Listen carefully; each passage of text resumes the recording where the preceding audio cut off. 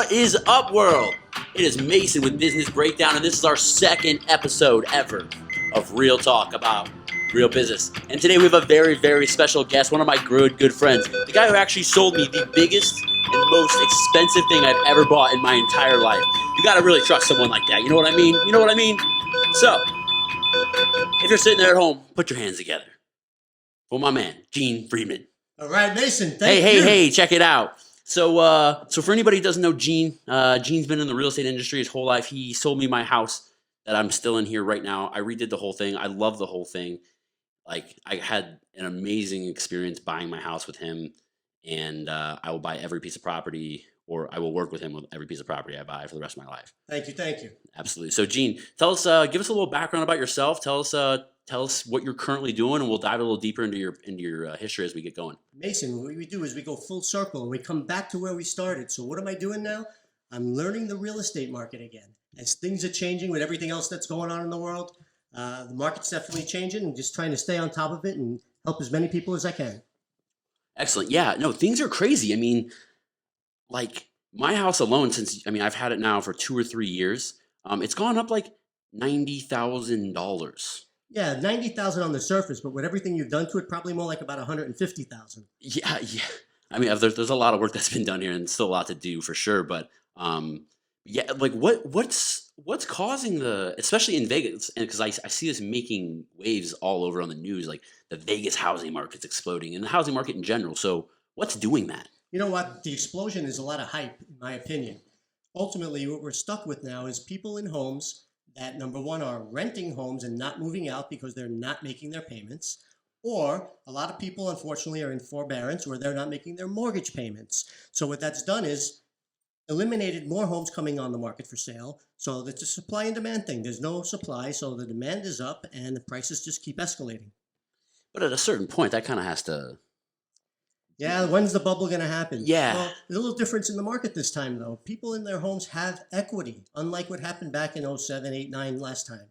So they're not making their payments, yet in their minds, hey, you know what? The bank's going to renegotiate with us, and we'll be able to put that on the back end possibly, or refinance. Well, some of that may be true, but how can you refinance a home if you're not working and you're out of a job, or you had to take another job and you're making less money? Sure, absolutely. So it's going to be difficult. Yeah, at a certain point, the bank has to say, like, we're willing to work with you, but we can't work that far with you. So in that case, a lot of people will have to sell their homes, and they'll have equity, they'll have some money. They might just not be able to enter the market right away and qualify to purchase another home. And there'll be no shortage of buyers out there to buy those homes. I mean, I'm sure there's a bunch of investors and cash-heavy people sitting around right now just waiting for an opportunity. Absolutely, yes. I mean, I've been in the market in Vegas since '89. And we've had our cycles, and this one is unprecedented, but you know what? We deal with it, and the people that figure it out will come out on top. Do you think it has anything, like the Vegas relation of this being a little bit higher than the rest of the escalation of this being a little higher than the rest of the country? Do you think it has anything to do with people moving from California and us in the proximity and that whole thing? All we've ever heard is the amount of people that move here from California. And it's true. And thank you, Californians, for moving to Vegas. I've only been here for 4 or 5 years, and 5 or 6 now. You've been here for decades. Have people always said that? Has it always been like, come on to, or Californians are always coming to Nevada? God forbid if it ever happens. We've always thought one day Vegas would be waterfront property.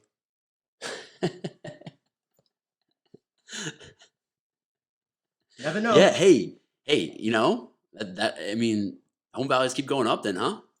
You know, it seems like they're going to go up and never stop. But that's what everybody else thought last time. It just can't sustain and continue. The euphoria, like, it's just like when you're gambling, right? When you're winning, you're like, this is amazing, you know? You chase the high and you chase the low. Oh, and you never catch the dragon. Real talk, you know? Absolutely. Yeah. So, all right, so let's dive in a little bit more. So you've been out here since '89, like you said. I've been out in Vegas since '81. Oh, snap. Okay. So been in real estate since '89? Correct. What brought you out here originally, and where are you from originally? Came from Brooklyn, New York, graduated from high school. My parents had visited and came out on vacation quite a few times. And they asked, how would I like to consider going to UNLV to go to school? So at that time, UNLV was ranked 2 by Playboy as the best party school in the country. So I said, sure, why not? Give it a shot. That wasn't the reason. But truly, that's how I ended up out here and never looked back. Wait, that's so weird that you said that. So, I went to Arizona State University. Same thing. They were number one, I think. And two of the reasons that I went there was the number one school for hottest babes and the number two party school. Like literally, like that was a huge factor in my decision. Like, you know, It was mine too at that time. don't let that be. But I mean, maybe don't forget to have fun. And Gotta so, have fun, but you gotta succeed. yeah, I mean, they got to go hand in hand. Okay, so so you got into real estate in '89. So I graduated with a degree in business from UNLV, and I was a manager in one of the big retail department stores of the men's department. And what I learned is that I can work 60 hours a week and make enough money to barely sustain myself, doing a great job. And I looked for other avenues. And quite frankly, I fell into it because I was dating someone whose dad was in the business. And he said, why don't you check this out? I think you'd be good at this. And I did. And once again, a year later, I decided I got licensed and had a long career doing all types of stuff in the business. And it's been great. So were you like you said that you felt that you could work 60 hours a week, but never really get where you wanted to be? Like, did you feel that like there was something else out there, that you needed a promotion at the current job, or you weren't in the right role? Like at the time when this guy was like, hey, get into real estate, were you like, boom, that's it? Or were you like, I mean, I don't, All right. maybe. So that particular person, he said to me, well, I looked at him. He went to the gym and worked out every day. He played basketball. He played softball. Had time for his wife and kids. Excellent all around. How'd you do this? Well, I only have to work X number of hours a week. Yeah, that was the case because he's been in the business for 25 years at that time. He's currently only working Yes. that many hours. If you were to take it, the aggregate of all the hours he worked, it's probably not a pretty number. So the 60 hours a week I did working in the department store, I'd happily work 80 hours a week for myself, which is what I did in the beginning because I had to bust my butt to succeed. Yeah. Yeah. So, okay. So your first year, you get into it, things go well, things don't go well. Okay, the end of the first year, best new agent for the first year for the office. Hey, Great. yo. Wait. It's not, it sounds a lot better than it actually is. You were going to get a button. Give me a button. I don't even know what they all do Hit it. yet. Oh. But next Here's the year. story. No, the first year. Here's the story. All right. So, you get into the business and you're spending money and you have no income coming in and you're spending money. Well, I had Now you're spending money, what do you, like? whether it's on your- marketing, putting gas in my car, eating, paying my, Living life. Yeah. Sure. And what happened was I had 5 transactions that were in escrow, meaning within about 45 days they were all going to close and I was going to make all this money. And of course, half of it was spent before I got it because you count the money before you get it. Sure. Did you put it on the card, right? Absolutely. The money's coming. Absolutely. The deal's as good as closed. And in my first 8 months in the business, I knew everything at that point. Absolutely, yeah. So of the 5 deals, how many do you think closed? I mean, the way you set it up, I was going to see 1 or 2. Zero. But they were all in escrow. Correct. 2 of the deals people had passed away, so they had it worse than me, so I can't complain about those 2. Hey, Okay. true that. And the other 3, one of them I don't think would ever have been resuscitated, but 2 of them probably could have been if I would have been smart enough to ask for help. Wait. Were we talking about the people or the deals? Both. Okay. Both. True story. 90-year-old sell a home to a woman. She's 70 plus years old, lives in Palm Desert, California. Before she wants to close on the home, she has her mother come up to see the house. Her mother drove from Palm Desert, which is what, a 4.5 hour drive maybe? Sure. Took her 16 hours to get here, driving an old car that had no air conditioning, and this is like in August, the end of August, okay? She gets here, meets me at the house, looks at the house, says, okay, I'm getting back on the road going back. I couldn't let her do it. She was 90 plus years old. This is the mother of the buyer. Right. I take her to Caesar's Palace. We set her up in her room. We order food for her. I say, okay, please spend the night. You don't have to pay for anything. It's all gratis. I learned the next day that she left about an hour later and drove back. I never heard back from her or her daughter. Oh. She left her money in escrow and didn't close on the deal. What? Stuff happens. That's weird. So never had contact, couldn't get a hold of them, nothing. But but that money gets left in escrow, which, I mean, the buyer, or the seller, I guess, gets a part of that. Do you get a piece of that, or No, I would not. No. You're just out. Oh, it's not out. It's part of the business. Yeah, okay, fair enough. Yeah, no. So then the other 2 just fell through too, and The other 2 probably could have been helped, but I didn't know enough. I didn't know what I didn't know at that time to ask the right questions. okay, that's and that's something you just don't know because you don't know.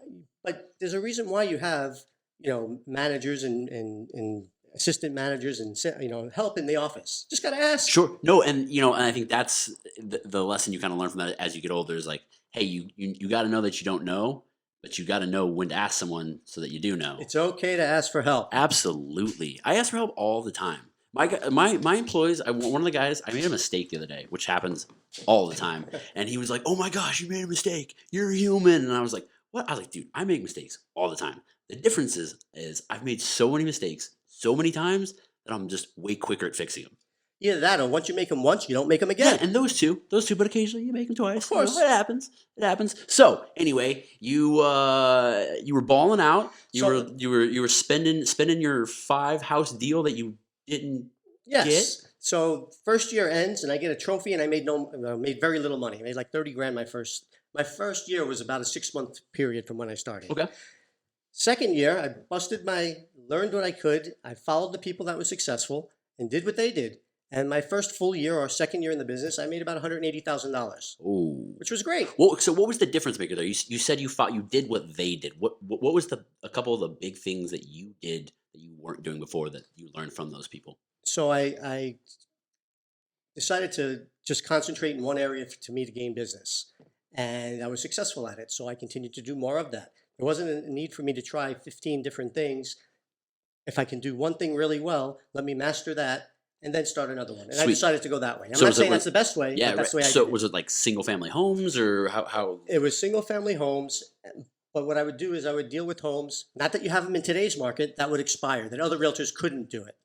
So it's not that way in today's market because there's nothing expiring because everything is selling. Right. But back then it was a lot different. And truly just come in and show points of difference is why they should give myself and my company the opportunity to represent them and why we'll get the job done. That's awesome. That's awesome. So next year you're killing it. Yeah, killing it. And then you learn about something else after that. Ooh, Uncle Sam. Uncle Sam. Oh, that guy! I tell you what. So thank God my grandfather, may he rest, was there to bail me out of that. Uncle Sam never rests. No, my grandfather who Oh. helped me. Gotcha. Yes. So he says, I'm going to do this for you one time. He says, you're going to get hooked up with a great accountant, blah, blah, blah. And that's exactly what I did. Never had a problem again until 10 years later. So why were there any major mistakes you made? Did you just like forego not paying your taxes, or did you do a lot of capital gain stuff, or? So this was just from paying, you got to pay quarterly taxes. Well, if you pay what you'd made the year before, which I made $29,000 the year before, which everything got written off and I netted like zero. And now I actually had a bottom line of 180 plus. Well, guess what? Now you owe like $30,000. Something like that happened to me. One of the first times I got a big bonus that was paid out as a 1099 miscellaneous, and it needed to be claimed, and I wasn't aware of that, and I ended up having a big fat tax bill, and I was like, oh. But now I look at it differently. I'm willing to pay as much taxes as they want me to pay. Yeah, I'm all for it. As long as I'm making it out, they can take their part. Yeah, I'm like, I'll get it back at the end of the year. I know some people are like, oh, don't give the government free money. I'm like, okay, don't overpay on your taxes by 3x. But I would rather overpay by, like this year, I got a $5,000 refund, which isn't huge, but I'd rather pay an extra $5,000 throughout the year than at the end of the year, like get hit with a bill and be like, ah. I look at it the same way. It's probably not the best way. Put the money in an account and keep it there and use it, at the end to pay for it. It's probably a better way to do it. But knowing me, I prefer to pay it up front now. Yeah. Well, because you don't, as a real estate agent, you don't get like a paycheck that they take the taxes out of. You have to do that yourself when you report things, right? Correct. And for a large part of my career, I was getting a paycheck and I was a managing broker and I was the general manager for the biggest company in town. And did those things. And that was great. You get a check, and at the end of the year, you get a check back, and you feel like you didn't put anything in. You did. You put your 20+% in during the year. But at the same time, going back to selling real estate full time, and the reasons for making me do that, which I do it again in a heartbeat, more time with my family, more time for myself, and get to help people just in a different way now. But back to it, yeah, keep your money in your pocket if you can, but make sure you got your bottom line covered and paid. Pay your taxes. Pay 'em. Pay them, or save your money and then pay them. All right, so Grandpa bailed you out. That was and I was your age probably then, or younger than you. I was 27 years old. I'll be 30 next week. Shout out Okay. me. So you got bailed out, and then what happens after this? So luckily for me, I became, so I was a big boxing fan. I used to attend every major fight in town, and for probably 20 years. One of the owners of my company also was a big boxing fan. So Steve and I, we developed a relationship, and he ended up letting me learn slash work for him on his payroll. And then he said, you know what? Go be a manager in one of the offices or an assistant manager in one of the offices. So I did that for a couple of years and learned as much as I can. He was the finance guy behind the You, company. I thought you knew it already. I always know it Okay, all, of course, except for of what I course. don't know. Absolutely. There we go. Yeah. I love it. All right. Always got to keep learning, man. Yeah. Always. Always. So I did that, and I was an assistant manager for almost 3 years, and my income went down from when I was selling. So the day that I was going in to resign from being an assistant manager was the day that I got promoted to being a broker, a managing broker, an office manager. So then I ended up doing that for about 6 years or so, and was promoted to general manager, and I got to run the whole company. So it was awesome. And I couldn't have asked for anything more. I worked with a lot of great people, learned so much, and built relationships that last a lifetime. That's awesome, and that's just years and years and years of relationship building, and I mean, I feel like that's the backbone of your business, right? I mean, look, you don't like me, but we still communicate with Yeah, one no, another. yeah, I you know. I've got no problem using you for your connections. Exactly. Yeah, no Works problem. both ways. Yeah, you need a discount By on the TV. way, Joanna's computer broke last week, so I need a computer. No, So I have to go. hey, no problem. I mean, broken computers been keeping me in business since 2007. Cool. So you're moving up to the ranks. You've moved up from just like a regular agent now. You're a managing broker. I was managing broker for some years, yeah. So just real quick, anyone who doesn't know what a managing broker is, and me. So for the actual real estate office, you have the support people. So you have a managing broker, and then that managing broker may or may not have assistant managers that work for him. And we're there to help our agents, help them grow their businesses and become successful, as well as any challenges that they have growing. So you're not actually out there selling their houses and getting leads and stuff. You're more there supporting them. Hey, what questions you have? You need to do this. This is how I can help you grow. Yeah, and being proactive to make sure that they're staying on track, being a coach for them so they can be successful. Sure. I've actually I've seen you do a little coaching. I've been to one of your sales meetings before. You've invited me to, and you're pretty Listen, You're sit pretty- behind you're this pretty- mic. I can't handle you're sitting in one spot. You're electrified. I got to get up and I got to do my thing. I know. Hey, I love it. Like I remember I was sitting there and it was like 7 in the morning and like music turns on and like slowly gets like louder and the lights turn off and then the next thing you know, Gene comes like running in the room with his hands in the air and he's like, "Are you guys excited?" And like I didn't even work there and I was like, "Yeah, I'm excited." You know what? It's a lot of fun. And as long as you can give value, the people come. And if you ever go to a meeting and there's no people there, well, look at the person that's conducting the meeting and you'll learn a lot from that. Sure, heard that. Absolutely. So, so you moved up. You're a managing broker. You're at the top of your game. Around what time period is this? So I was a manager from about 95 to 2002, maybe. Okay. And at this time you're married. Yeah, I went through, well, all right. So got married. First marriage, I got to throw it out there, lasted 6 months. Why? Well, I wanted to have a family. She didn't. All right. And I wasn't going to stay married if that wasn't going to be the case. So That I don't makes- count that one. That makes okay. Sure, that doesn't count. We Don't won't count count it that. either. All right. All right. No, I was living life and just, just traveling and doing all kinds of stuff, Working. But that's it. I worked hard. So from Monday when I went into the office at 7 in the morning or 6:30 in the morning until Friday afternoon when I left, it was all work and no play. My outlet was, believe it or not, I was bigger than you at one time. I was probably about 20 pounds heavier and I was a gym rat. That's not, what I did. That's not hard. It's You're easy. in good shape, man. It's easy to get bigger than me. Anyway, it doesn't matter size. That's what they say at least. Muscles. Hey, Anyway, hey, you know what the back of my shirt says? who said size doesn't matter? Yeah, you need a big TV. You got to go to best deal in town. You know. Anyway, Let's go. all right, so what happened from there? So I was worked with some great people, and I appreciate the fact they gave me opportunities, and I became the general manager of the company. And in doing so, then my responsibility became all of the managers of all the offices. We had, I think, 6 or 7 offices at the time, and I would handle any conflict resolution along with the company attorney, should there be any, whether it's between agents, clients, whatever the case may be. But really, my job was to free up the owner's time and make sure the company did the best that it could do. Absolutely. All right. Yeah, I call it being the lube. Like whatever needs to be done. Like, And that's it. And because you literally need to be able to do everything because you don't know what anybody's going to need help with, and you've done it all. Well, You've been in all their positions before, right? and that's it. So if you've experienced the positions, you hopefully have a good foundation so you can use it and put it in motion so other people can benefit from it. So okay, so then Let's get to the good part. let's get to the good part. Yeah. Great. So you make a lot of money. You're on top of your game. Yeah, so I'm building a custom home in Seven Hills, Hey, couple hey. $1 million home, Whew. and doing everything you could want to do money wise. And- They say money doesn't bring happiness. You know what? I agree it doesn't bring happiness, but if I'm going to be unhappy, I'd rather have money than not have money. I think money amplifies your current persona. And that could be bad. And absolutely, we all know people have tons of money and they're angry as could be. And I know, well, I don't. There are tons of people out there who have tons of money and they're still like the happiest people in the world. Like, you ever see Warren Buffett? Like, he seems like a pretty happy guy. He's doing How what could you tell? What? But I mean, the guy, he's just a happy guy. I think, and there's people who are just naturally sad. That's okay. I agree with that. So I you're guess. so let me get to the you're good living the part. Ready? lifestyle, yeah. So I got married in 04. Yeah. My daughter, excuse me, I got married in 02. My daughter was born in 04. I got divorced in 06.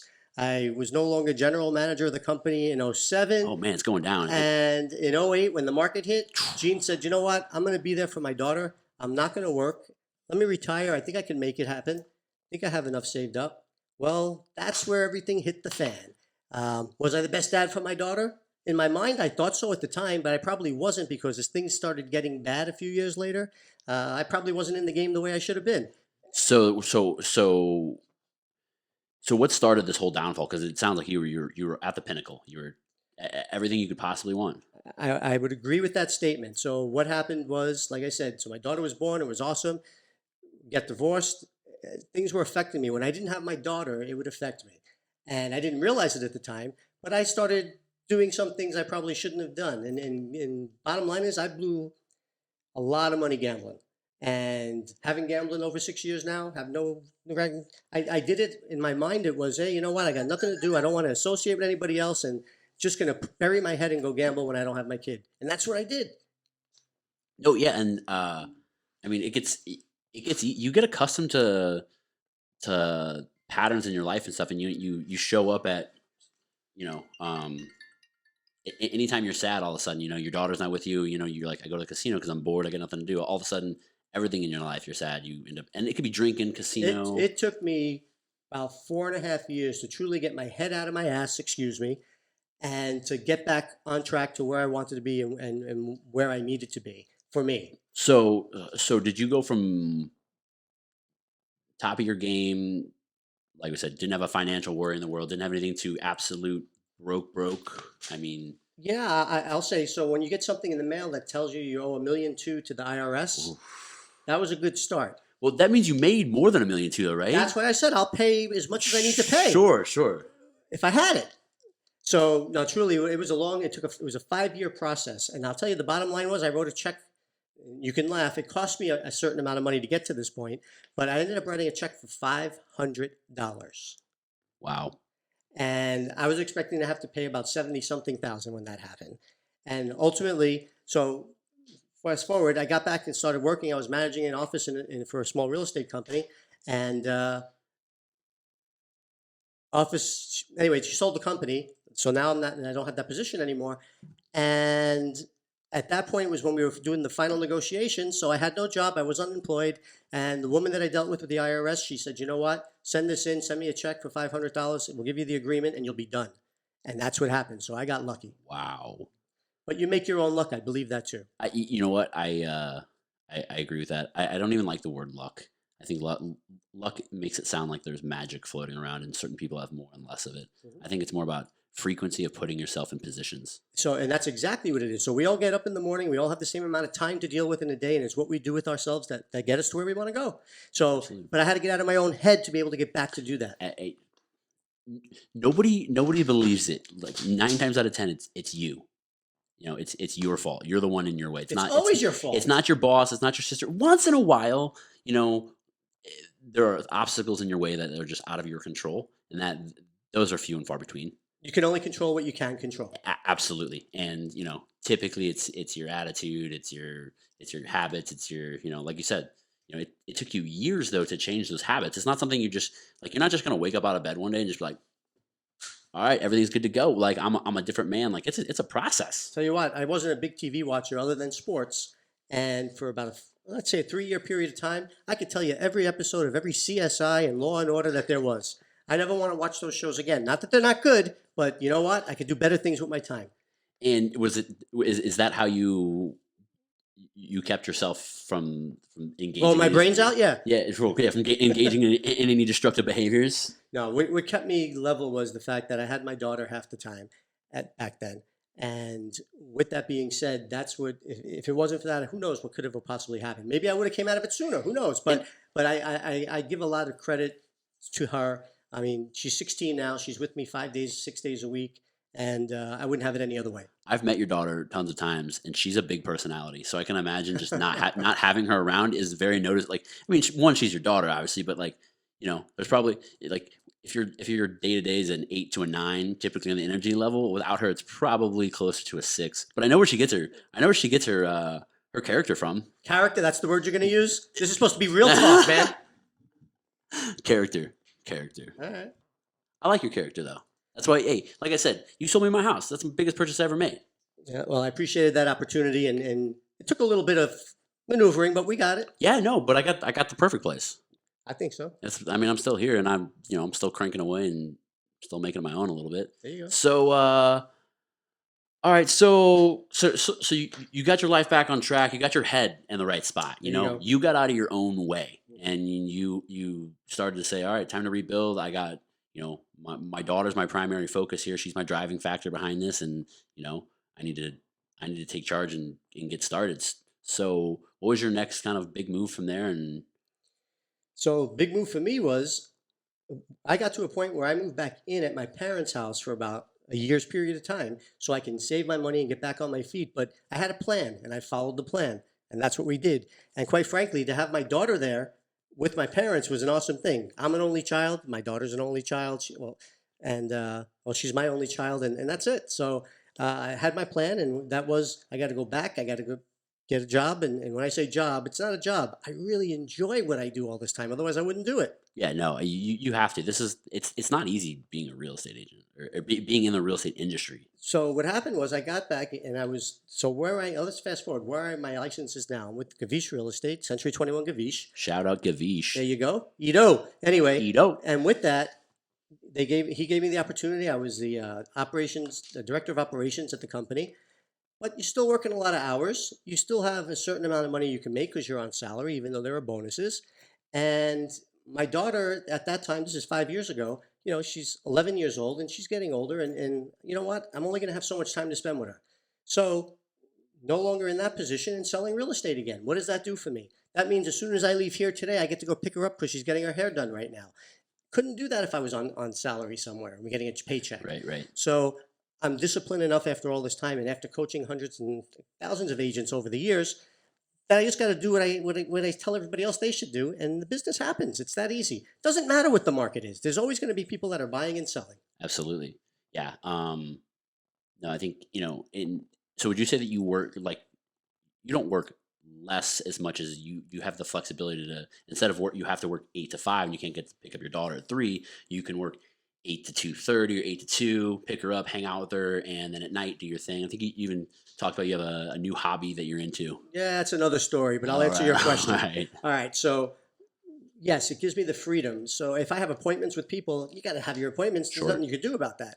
But it's flexible enough where I get into the office in the morning, I do what I need to do, and I get it done. I don't hang out. I don't BS with people all day long. I'm not there just to take up space. And if there's not something I have going on, after I've made whatever contacts that I need to make for that day, that's it. I'll go home. I'll go work in get the leaves out of my pool with all the wind we've been having, or whatever it takes, But ultimately, I spend time with my daughter. And even if I'm not doing an activity with her, just because we're together or she's upstairs in her room or whatever the case may be, it's fulfilling for me. Sure, absolutely, yeah. Just knowing she's there and she's a part of your life on a daily basis. Oh, especially with the pandemic and so forth. She's in school. Where is she? In her bedroom. So we've got that all dialed in. Right. My home on the second floor is there's 2 master bedrooms in the house and one is upstairs. Baller. And that's her room up there. She has the bigger master bedroom. Why do you think I'd give her the bigger master bedroom? because she can't sneak out of the house because I'm downstairs. And that's true. She didn't know that at the time, but that's true. Oh, I didn't think about that. That's hey. She was 11 at the time, but she's a good kid. I'm not worried about that. She's awesome. But anyway, so I have the freedom and flexibility to do what I want for the most part, but that doesn't mean I have to. That doesn't mean I don't do the activities I need to do. If Gianna, my daughter, goes to sleep and it's 11 o'clock at night, great. That means from 12 to 2, if I have to go through paperwork or whatever I have to do to complete contracts or review stuff, that's when I do it. I don't mind. Have your goals changed at all since let's call it Gene version 1, before the big reset, and Gene version 2? Like, it seemed like that guy was go go go go go, and this guy's more like, I mean, I still want to go, but I also need to put in perspective like what's really important to me. Well, yes, but I am going to go and I'm going to start flying real soon because I do believe there's going to be a lot of opportunity that's going to come up over the next, well, from now, but really 6, 9, 12 months from now. We don't have crystal balls. We don't know what's going to end up happening, how involved the government's going to get with the situation with mortgages and so forth. Right, yeah. But it can't all end good. And people are going to truly need help. And I'm so sick and tired of hearing all the realtors out there that do things for the reason they say they do them, but it's all for themselves. We don't want to go through this kind of thing again. Yeah. So I mean, and so what kind of support do you think then that you'll be able to offer, or do you think it's more just there's going to be so many developments coming down the pipeline that people are just going to need someone to talk to that understands what's going on? Yes. A translator, because I know like as a business owner, like dealing with all the PPP stuff and everything went down the pipeline, like I'm so glad I have a controller and an accountant who know all that stuff, because I was basically like, can you guys do this? Because I don't know. If I had to figure that out, I'd be lost. So you have to stay on top of the information, absolutely. And even being on top and feeling you're in the know of the information, it doesn't guarantee anything because rules change and different things get implemented. But with that being said, people have to be given options. A lot of times, and I know none of the realtors I know would ever do this, but there are some that I've heard of that all they care about is getting the deal. But at what cost? It's not worth it. If you're going to be in this business, you want clients for life. You want people coming back to your store. Hey, I don't want to sell you one TV. I want to sell you every TV you buy for the rest of your life. Exactly. And it's the same thing. I want to sell not only you, I want to sell your kids and your kids' kids and so forth. Right. So with that being said, you just got to do the right thing. And if you do the right thing for people, they know it. And if you don't, they know it. Yeah, for sure. It's pretty transparent. And, I feel like... maybe with a car, maybe you just go to the dealership and you just talk to a guy and you buy a car or whatever. But I feel like with a house, that's much different. And it's nice to have someone like you who, even though I'm not texting you every single day and, kind of thing, but if I ran into you at the grocery store or if I just need to call you and ask you a quick question or something, I know that I have a relationship with you that's okay. And I think everyone should have a realtor in their life of some sort, because when stuff does hit the fan or when you do need to move quick, I don't want to have to go, well, now do you guys know what the best service is out there? And then I got to find a real estate agent and then I got to get the time of day. I already got a guy. I sent him a text message. I'm like, hey, Gene, I'm thinking about putting my house on the market. What do you think? And he says, I think Mason, if that's something you want to do, we can definitely sit down and talk about what your options are. I'm like, cool, boom. It's that easy. And it really should be that easy. And you should be given options. We don't know what the options are going to be with the situations that are going on now. But you do have options. So if someone's telling you one thing, get a second opinion possibly and make sure it's right. Yeah, I think, hugely. I can't tell you how many people fall into the pitfall of, well, so-and-so told me. And I'm like, and they may be right, and that's okay. Yeah. And I would rather, it makes me feel better, whether I'm asking multiple opinions or getting quotes on things, right? You get that first quote back, right? You get 2 more back. Right? Maybe those are way higher or way off or whatever. And you're like, wow, that first guy really did take care of me. Kind of it doesn't necessarily all have to be good or bad, in terms of, getting second opinions or whatever. That first, like you said, they could be totally right. Mm-hmm. So that it's awesome to hear someone agree with, other thoughts and opinions that you have on stuff like that. So moving forward, like we said, the market is insane right now. I don't even want to talk about the stock market. We talked before, and I don't want to talk anymore. What are you doing right now? What can you do right now to help anyone? If anyone has any questions, as far as what should they do if they're like, hey, Gene, I I know stuff's going on. How do I stay in the loop? How do I get in touch with you? How do I what's It's real simple. It's called 702-544-6646. No, truly, I don't claim to know everything, but I know I can help people, and that's what it's about. And I know if I help you, then you're going to give me the opportunity to possibly help somebody else. I'm going to do a great job for you. I'm going to give you your options. Now, if I share information with you today, though, a week from now, things could change. Yeah. It's possible. The landscape's crazy. So, but if you need someone who's on top of things and knows what's going on, I think I have a great grasp on all that. Cool. Well, let's wrap it up here. I know you're on a tight schedule. You got another meeting to get to because this man, like you said, is gearing up to get ready to fly. But what would you say? Kind of some advice for anyone who's either new in the industry or struggling in the industry, especially with all the uncertainty in the market, because not everyone's in Las Vegas where things are absolutely raging, or maybe they are and there's tons of competition. So anyone who's either new or struggling and hasn't really seen a market like this before, what do you got for them? Don't listen to everything that you hear. You're in the market that you're in today. There are activities that you can do that are going to get you in front of people that need your assistance buying or selling real estate. And that's what it's all about, and that's what it's always been about. I will say this, though. If you do business with somebody and you close a transaction with somebody, keep in touch with that person. Don't spend all your money and your hard-earned dollars trying to acquire a new client that you don't know. Do the best job you can with the people that you do work with, and don't be afraid to ask them for referrals at that point. That's awesome. Yeah, I couldn't have said it better. So, Gene, again, if anybody needs to if they want to get a hold of you, or have any questions for you, what are all your outlets? Where can they get a hold of you? Seriously. And all that stuff? So I walked in today and I thought I was having lunch with Mason, and here I am. All right. So I kind of tricked him into this. So I was not aware that this was happening today. So I hope he'll give me an opportunity to give some thought to some things. Although, quite frankly, it's real talk. It shouldn't be real talk. I want to come back again, call it in 3 months or whatever he'd love to have me, and see what's different, and then I can give you an update then. No, you know what? So on this, so this is episode 2. So on our first episode, we had one of my buddies on who's new into real estate investing, getting his feet wet with that. And I said, hey, let's check in with you 100 episodes from now. So on episode 100, he's coming back. How about you come back on episode 101? It'd be my pleasure. Man, I would love to have it. Well, Gene, hey, tell us again. Where to find you? My name is Gene Friedman. I'm with Century 21 Gavish Real Estate. You can check out my website. Just go to c21lasvegas.com or call me anytime. Leave me a text, 702-544-6646. Mason, thank you. Thank you, Gene. And Gene gets my stamp of approval, so no one gets that without some deep thoughts. So, Gene, thanks again for coming on Real Talk, and we'll see you on episode 101. Sounds good. Thank you, Mason. Yeah, out.